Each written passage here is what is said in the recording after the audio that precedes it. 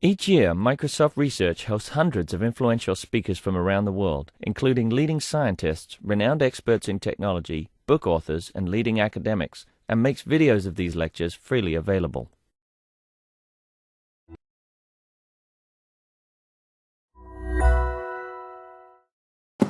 All right, it is my pleasure to introduce Emily Denton. Emily is currently a colleague. She's doing an internship at the Facebook AI Research Lab. She is a PhD student at NYU with Rob Fergus, and she has done a lot of work on a variety of topics, for instance, compression of CNNs and prediction of hashtags. And here she's going to talk about how to turn random numbers into beautiful images. All right, thank you very much for the introduction. So yeah, I'm Emily, and this is joint work with Sumit, Arthur, and Rob at Facebook AI Research. So what I'm going to be presenting today is a parametric generative model of natural images. The motivation for this work is the observation that it's very, very difficult to generate large natural images in one shot. Sort of current modeling approaches for images have a very difficult time scaling past sort of low resolution, simple images. So what we're going to do is exploit our domain knowledge that we have of natural images, and in particular, we're going to exploit their multi-scale structure. So the basic idea for this work is that we're going to break the problem of image generation down into a sequence of much more manageable subproblems. So first, we're going to care about just generating small, low-resolution images. So this is a very simple problem. 4x4 or 8x8 resolution is something easy to work with. Then we can learn a bunch of conditional generative models that generate a slightly higher resolution version image conditioned on a lower resolution image. So we do this by combining a generative adversarial network learning framework with a Laplacian pyramid representation. So I'll now describe those two parts in turn. So generative adversarial networks are a recent generative modeling framework proposed by Goodfellow et al. At last year's NIPS. And the idea here is that we're going to learn a generative model that learns to map from some noise distribution into image space, which I'm referring to as X. And the interesting thing about this model is that it's trained by introducing a discriminative model, and the two are going to be trained in opposition with one another. So the discriminative model, in our case, will be a neural network, and it's going to be trained to discriminate between real samples sampled from the data set, and this is depicted in this column here, and fake samples generated from our generative model. So the discriminative model is just a binary classifier. And then the generative network is trained to fool the discriminator. So it wants to generate images that the discriminator thinks are real. So there's a recent extension of this work whereby an additional piece of information is introduced to the generative network and the discriminative network. So for example, you could condition the generative process on a class label, in which case the generative network is asked to not only generate realistic images, but generate realistic images consistent with that class label. And you can condition on a variety of other things, as we'll discuss. So a Laplacian pyramid is an invertible multi-scale image representation. It's obtained by first constructing a Gaussian pyramid, which is illustrated in this top row here, and then computing a difference image between consecutive scales of the pyramid. So the result of this is a sequence of bandpass filtered images here and low-pass filtered images. The Laplacian pyramid is then given by this single low-frequency residual image and these bandpass filtered images. And then the original image can be reconstructed exactly by simply adding in the high-frequency information to the low-frequency images. So what we're going to do in our work is we're going to learn a conditional generative model for each scale of the Laplacian pyramid. We're going to train a model to take as input a low-resolution image and produce high-frequency structure that's consistent with that image. So as I said, we're going to train this with this conditional generative adversarial network framework. So this image here is depicting training of one scale of the pyramid. So for all of the images in our data set, we're going to downsample them by a factor of 2 to get this low resolution image. We're then going to just blow it back up so it's the same size as the original image. We can compute the difference between those, and this gives us a ground truth sample, a positive example for our discriminator. We then have this generative network, which takes as input a noise vector. In this case, we have it be the same dimensionality as the image. And we also give it the coarse resolution image. And it's trained to produce some high-frequency structure that hopefully is going to be consistent with this low-resolution image. And the discriminator takes in either the real high-frequency structure or the fake high-frequency structure, along with the coarse resolution image, and it has to determine whether it's real or fake. So we train this model for each level of the Laplacian pyramid, and they're all trained completely independently. So this means that no gradient information is propagated from one level of the pyramid to another. So sampling in this model is very, very simple, and it's akin to reconstructing in the Laplacian pyramid. So we take our first level generative adversarial network. It's not conditioned on anything because it's the first level. It takes in a noise vector as input and produces a low resolution image as output. We then pass that low resolution image into this next generative adversarial network, which produces high frequency structure that's consistent with this low resolution image. We then add those two together to get a higher resolution image, which then becomes the input to the next generative adversarial network. And this procedure is continued until we have an image of the desired resolution. Okay, so we trained this model on a variety of different data sets. The simplest experiment that we did was on CFAR, which is a small data set of 10 different classes. We use convolutional neural networks for both the discriminator and the generator. These models were quite small because CFAR is a pretty small data set. So we also conditioned in these models on a one-hot encoding of the class label. So this means that we can then sample from the model for a particular class. So these are some examples of ship samples from the CFAR model. The visual quality of these samples compares favorably to other sort of models trained on these data sets. We get sort of sharpened edges. Some images look like plausible boats. Other ones you can see some artifacts. Again, here are some horse samples. And similarly, you see sort of sharp object-like structure. But there's a clear ways to go before we have perfect models. So then we also trained a couple models on the LSUN data set. So this is more interesting because this is a much larger data set of scenes, and so we were able to train quite large and deep convolutional neural networks. So these models have 5 convolutional layers in the generator and 3 in the discriminator. And so for this, we trained different models for different scenes. So I'm going to show you some samples from models trained on towers and churches. So what this is depicting here is the course-defined generation chain.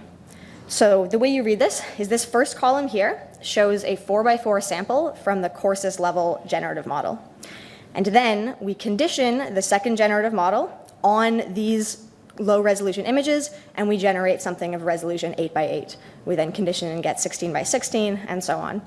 And you can see that this is just one example of a high resolution image that could be generated from this low resolution image. Because there is this stochasticity in the networks, we can generate a variety of different images given a lower resolution one.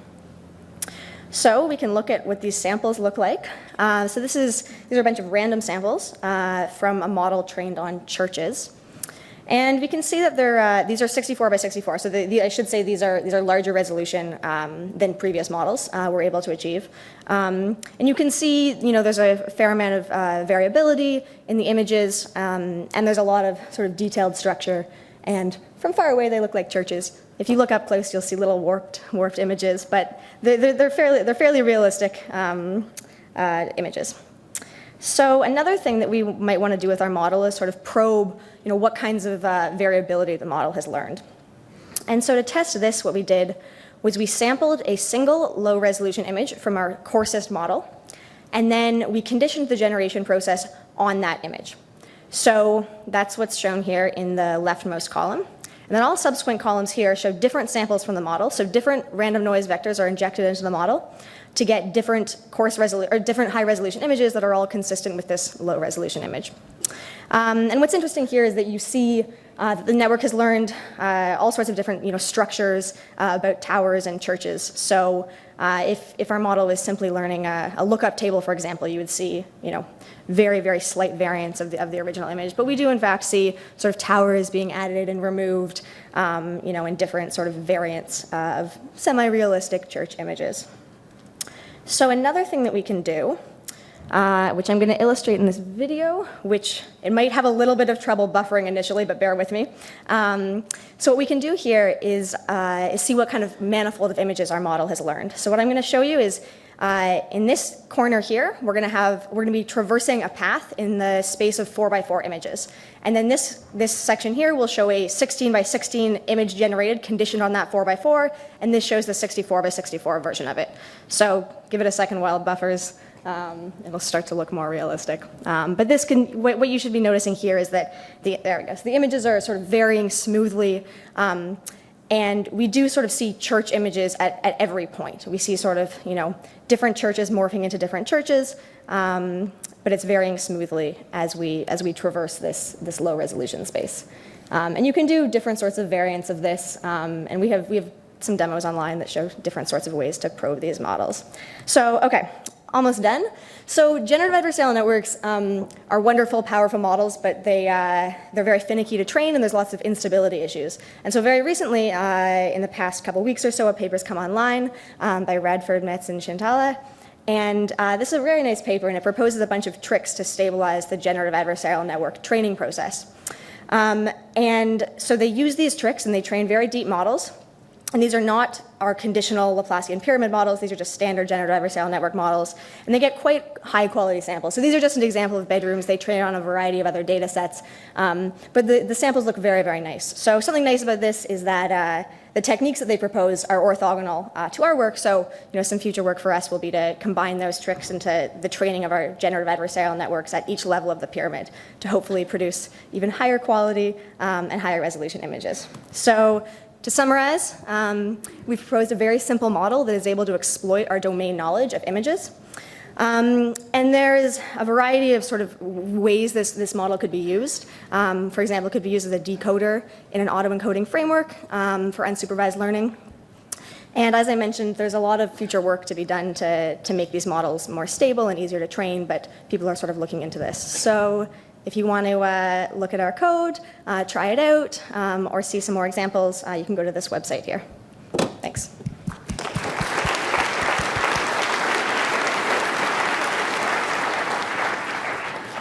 Timing.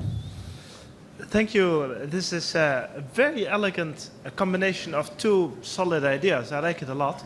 I'm wondering if they are sufficiently orthogonal indeed that you could replace the generative system by, for example, a conditional energy-based model or some other generative systems. What are your thoughts? Yeah, so I don't think that a generative adversarial network is the only generative model that we could use here. It's the only one that we sort of thoroughly explored, and it sort of made sense to try out because generative adversarial networks produce these sort of nice, sharp images that you often see other sort of generative models blurring things out. And in our case, we wanted really nice, sharp images, so generative adversarial networks was a nice approach.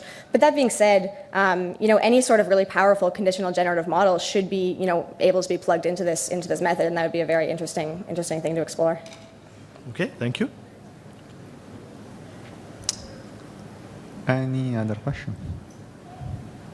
Hi, thanks for the talk. So I feel like the success of the generative model depends a lot on the discriminative model. And so to train it, you need real images and generated images, but then you need the generative model to generate the synthetic images. So is that kind of a chicken and egg problem, or? Sort of, and I mean that's kind of the way that it's trained. So initially, the generative model is going to produce, garbage images. It's taking a random vector as input, and it's a randomly initialized neural network, so it will produce total garbage. And the discriminative network sort of over time starts to learn, okay, this is the structure of a real image. This is what is a fake image, and then the generator has to get a little bit better. And so they really do sort of, cycle back upon one another. And there are lots of interdependencies between the two. If your discriminator is too powerful early on, then it will be very hard for the generator to learn anything interesting.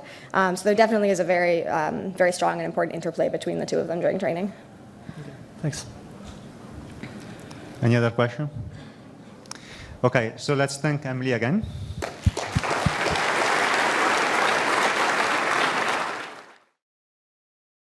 Each year, Microsoft Research hosts hundreds of influential speakers from around the world, including leading scientists, renowned experts in technology, book authors, and leading academics, and makes videos of these lectures freely available.